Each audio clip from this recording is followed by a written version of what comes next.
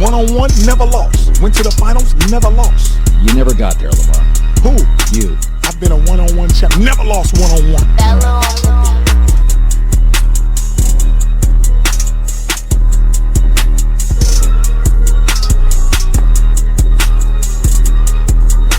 Back at it again, Cigar Spencer. You know what time it is. It's time for the top 10 most intriguing games of the week in East Texas.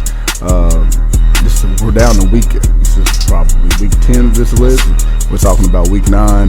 We got 2 regular season weeks left before those playoffs, and some of these competitions for those 3rd and 4th playoff spots are getting really hot in district. We'll get into that towards the end of the show. Before we start and talk about the top 10 most intriguing games of the week, we got to talk about who is the team of the week. And for week 9, it's West Rusk. The West Rusk Raiders took on the Troup Tigers, and they won 13-9. In the district championship, essentially. Both teams were undefeated going into this game. West Rusk has to take on Quitman, and they have to take on, somebody else they'll probably kill in week 11 as well. So West Rusk essentially won the district championship this past Friday with a great effort from Cole Jackson. Cole Jackson, 35 carries, 200-something yards.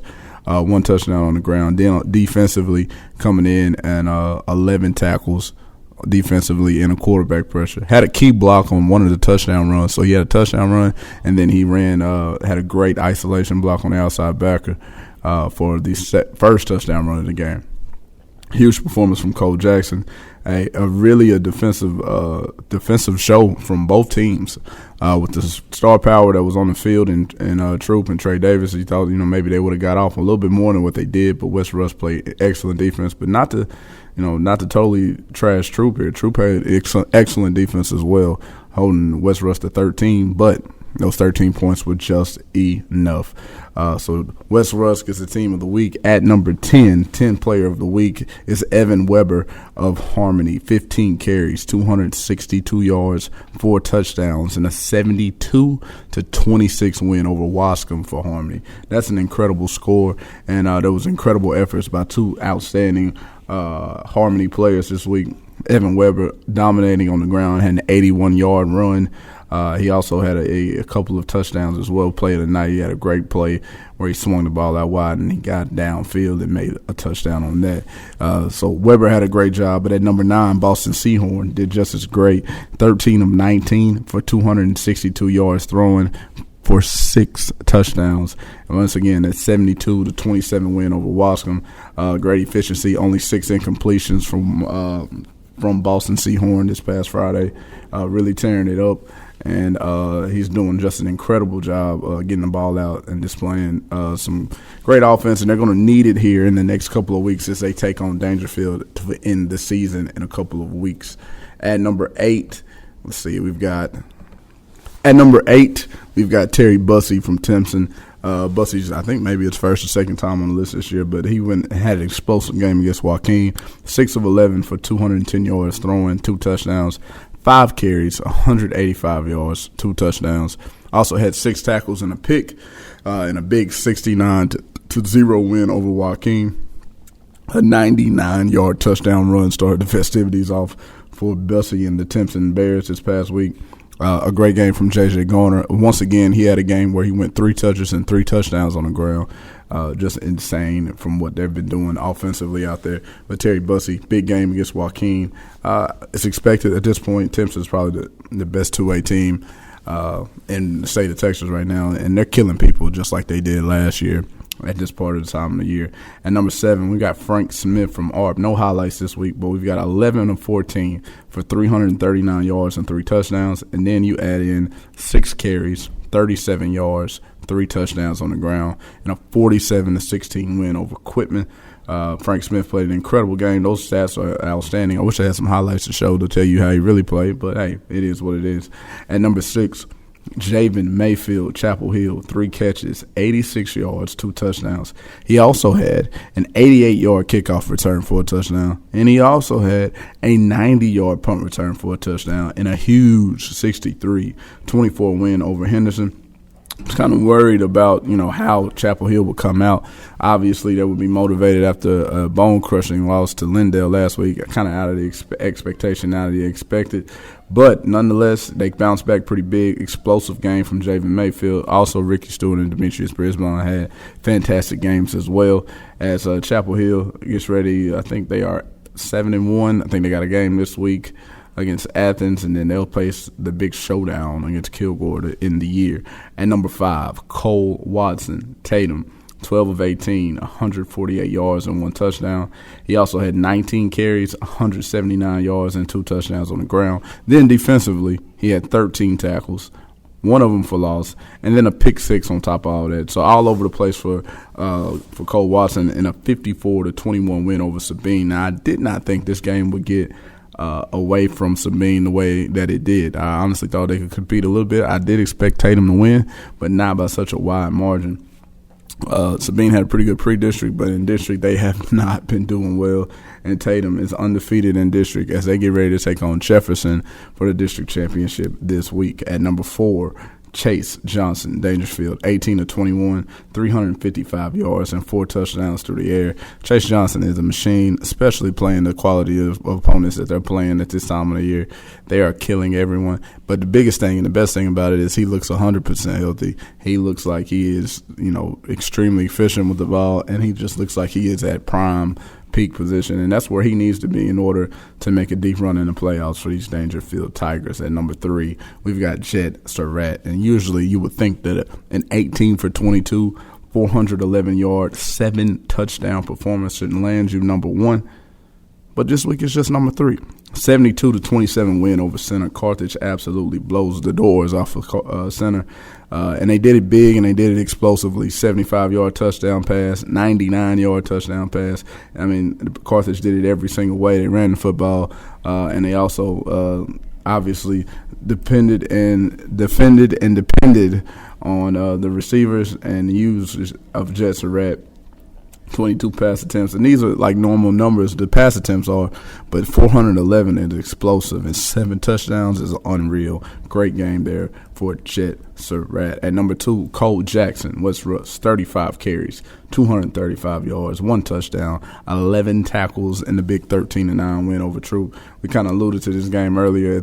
West Rusk was the team of the week, big-time district championship game, and without, the explosive talent that West Rusk has to use in the past, they decided to just, bell cow this thing out.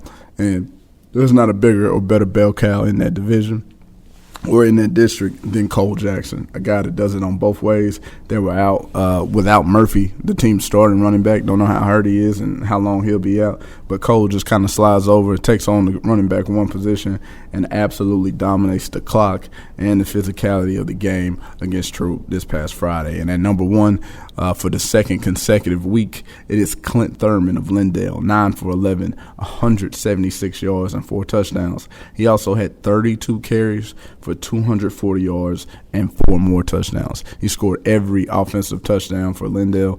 57-49 win over Palestine. Every point was necessary, and this guy is looking to be one of the most valuable players that are in East Texas this year after 2 monster performances. Last week, more on the ground, 340 running against Chapel Hill. This week, he goes for over 240, but this time a little bit more air raid. I say he went 9 for 11, but 176 yards and 4 touchdowns. He also dropped some DIMEs, dropped some dimes down the field on the sideline that you'll see later in the top plays. And so an explosive and really good week for Clint Thurman, as Lindale is hot, and they've got one more week where they'll probably win this next game easily, and they're going into the playoffs, and they're going in as probably the 3rd seed, and somebody's second place team is about to get beat in round 1 of the playoffs when they get ready to place the Lindale Eagles. Here we go. Here we go, the top 10 plays of the week. At number 10 from Longview is D.K. Reese getting this reverse. He's coming around. He's going to get the handoff from Buster Murphy. Nice little pitch.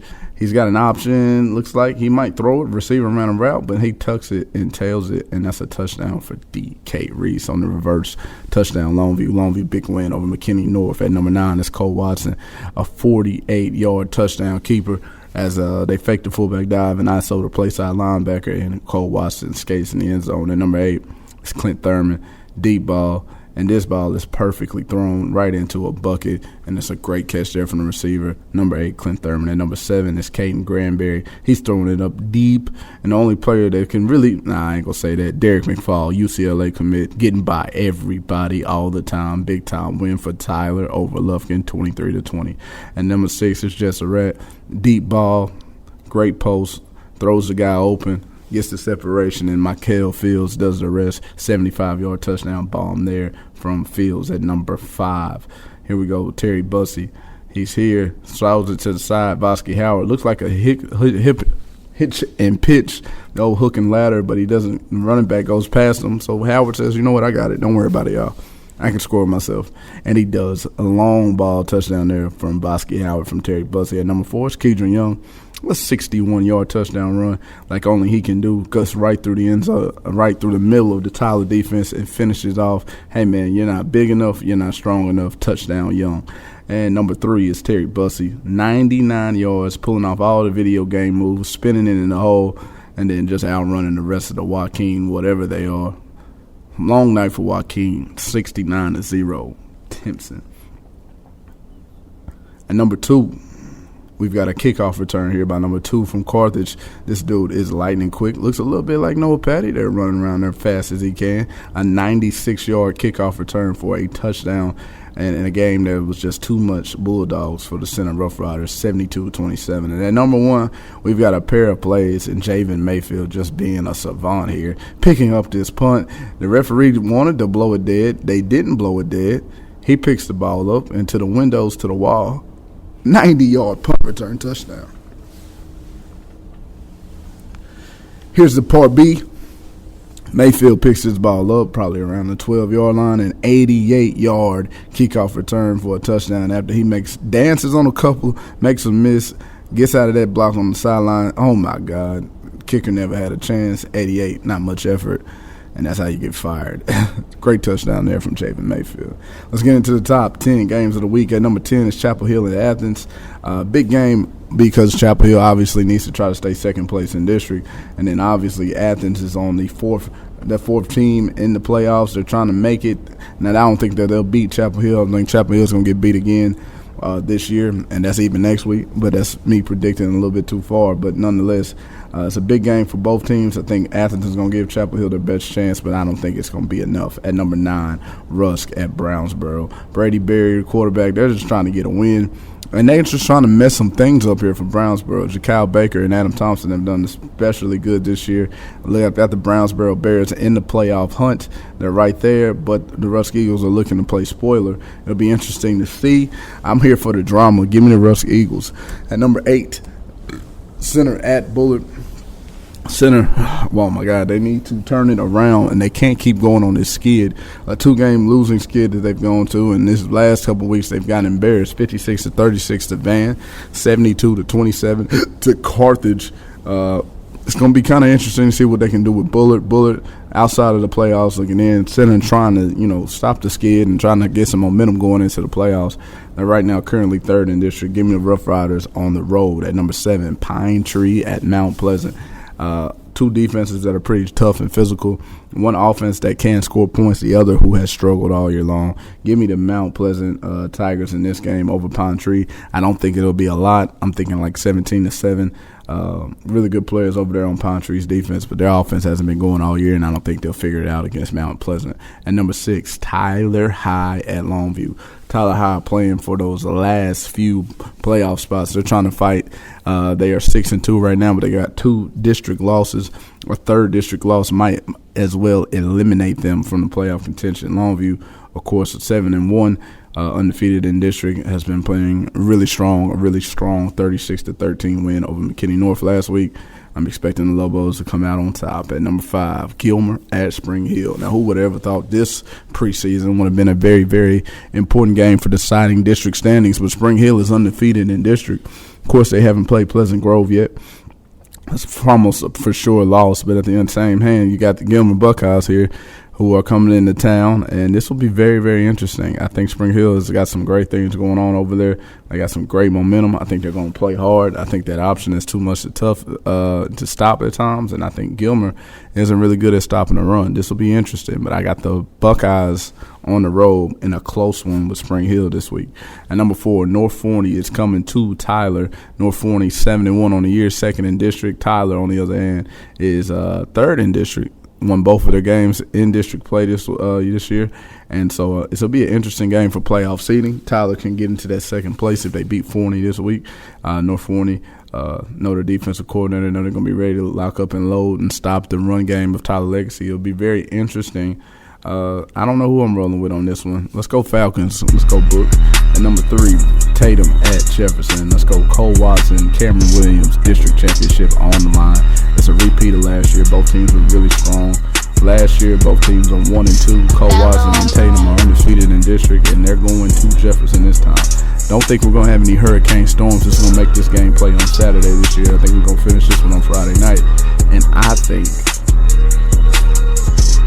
don't know who's going to win this game. I'm going with the Jefferson Bulldogs because they're at home, but I would not be surprised if Keeling and Watson do something special, especially in his senior year, and win the district title at Jefferson. And number 2, Carthage at Van. District championship, essentially. Van, I think, is undefeated in district. Carthage, of course, undefeated in district. Carthage is smoking hot, coming off a 72-27 win over Center. It'll be very, very interesting to see what kind of defense and what kind of game plan Van comes up with. Van is very good defensively, and they do things very sound, and you ain't going to run the ball on them and not be as successful as you are with other teams. On top of that, they can run the ball on offense, and they want to take time off the clock, and they want to keep the ball out of Jess Rest and hands. It's an explosive unit from Carthage. I think Carthage is rolling. They're here all to talk about Pleasant Grove and how Pleasant Grove might get them this year, and I think they're out to prove that they ain't lost a step. And at number 1, Texas High at Whitehouse, another district championship on the line. 1 and 2 playing each other. Two teams both undefeated in district. Texas High is explosive as all get out. 2 incredible backs in Roy Johnson and Trey Ball. David Potter, the consummate quarterback and leader up there, and then Brandon Hall has been explosive all year for them at receiver. Interesting over here in Whitehouse is who's going to play quarterback. Jacob Carey just got his second start in a row. Don't know if Josh Green is injured. Don't know if he's on the team. Usually, I'm pretty sure Josh is injured. If that's the case, if Carey is starting again at quarterback, it'll be very interesting to see what Whitehouse can do at home for the district championship. You can't play them out. The Wildcats are tough, but I do think the Texas High Tigers will win this game on the road. And so, in the words of Stephen A., I'm out.